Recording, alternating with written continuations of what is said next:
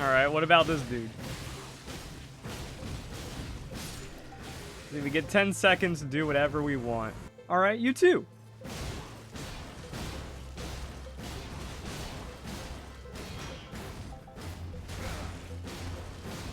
That's how you blend. I call this build the blender. You get a bleed axe, you put wild strikes on it, and then you just walk at them. Get the tankiest armor, heaviest poise you can get, and then you shred everything. So let's see how we put this together. If you enjoyed the video or helps out in any way, don't forget to leave a like, share with your friends, comment your thoughts down below, and check out the G Fuel buy one get one free summer BOGO.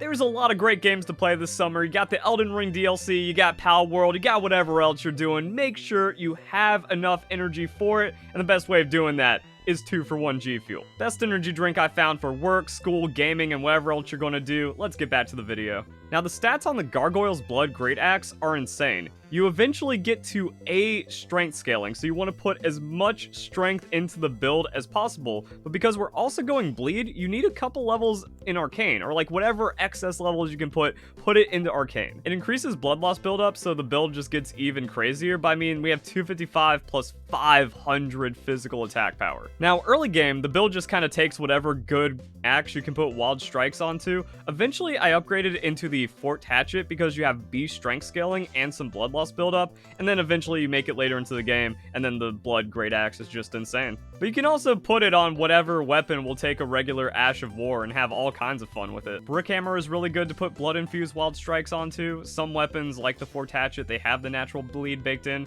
so you can go heavy on that. And pretty much, like, it's a safe build to opt into to then farm into the next weapon that you want to put wild strikes on. Now, a lot of people are glazing the Bloodfiend's arm right now because it does a ton of poise damage, but also can be blood infused for a crazy amount of blood buildup. I didn't get one DLC, so we're going to have to run it back, and if it takes wild strikes, that's going to be another video. But because I just did New Game Plus 2, let's just kind of like catch up and see what else happens with the build. Okay, New Game Plus, so before I can actually like respec, I have to go through all this stuff. But it's a fun time to test out how the lightning build is going. Oh, that'd been great if like the Red Wolf just ran into that and instantly got nuked. But yeah, the damage kind of crazy. Just throw us at our feet until it like eventually hits us, and that'd be neat. Just jumps over. What? What do you mean? What do you mean it's got 1 health? There we go. Oh, not enough. And easy. So, I mean, like, yeah, the Perfumer build is cool. But it just feels weird. I'm not even like, oh, it's too easy and it's too good. It just feels weird to do correctly. And it's inconsistent. Also, without 20 Shadow Blessings and, like, the overtuned health of the DLC, like, okay, yeah, in the base game, it's tight. Do we need 99 strength? Probably not. Does this build benefit from Godfrey's Great Rune? Probably. We're like, oh, we can just go 5 under the soft cap, and then like we have all the stats we need, and then we just get like more stats boosted into like crazy bleed build and stuff. Little risky, but also we have larval tier, so we can just like go 99 faith and beat everything with Rycards and we're fine. Interesting. So after testing, Rolana's cameo appears to give bonus damage for the wild strikes. And I also looked up like Reddit posts and discussions about wild strikes, and it doesn't seem like anything really boosts the damage because of how the skill works. So we have like the Jar Shard and the cameo, and that's it. But then we can go back to just tanking. The whole point of this build is poise. You don't get knocked down, you swing, and you blend. That also goes into the Leaden hard tier. Maybe this is the play, maybe we want the Opaline hard tier. Let's say we take a big hit from the boss. Well, we drink this, and then we get 10 seconds to just blend them, and we also get half of our health back from the Crimson Crystal tier, so we shouldn't have to worry about wasting any of that time healing, and then we can finish off a boss. Also, Iron Jar Aromatic. Maybe, like, we blend. We get tanky and we blend. Might go back to the Opaline hard tier, and then maybe it's just like Iron Jar Aromatic, and then we just spam that. It's kind of funny. But let's see how this goes. Is he just gonna let me walk up? Oh, how about to say, no, that's the first hit. First hit is that, but then, like, yo, we get the bleed. So, see, he has this, and, like, things are happening. But now, what if we throw down and we just Giga Poise through everything with the Physic, and then we can just keep him staggered and hurt. Cool. Does it keep going? Oh, I was about to say, like, all we have to do is just dot. Oh, yo, what? Wait.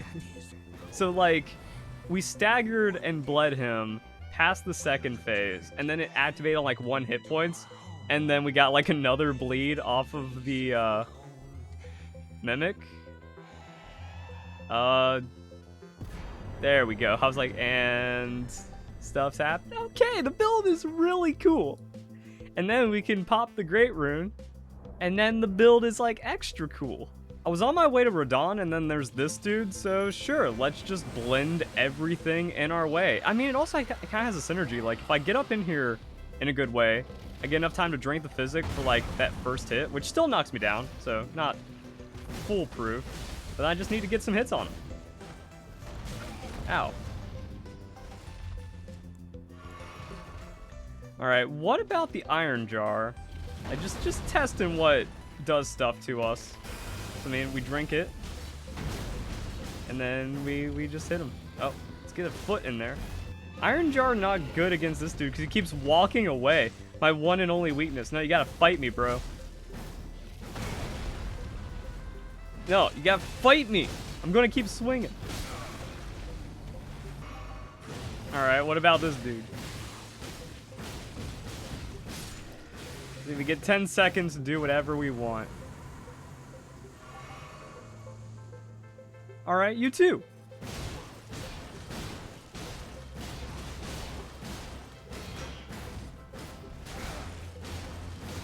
That's how you blend. And here's how you get the gargoyle gargoyle's Greataxe. Say that 3 times real fast. But killing the valiant gargoyle in the capital outskirts, here it is on the map. You've probably done it. If you didn't just run past him, now you've got it. Now you blood infuse it. GG easy. I'm so sad.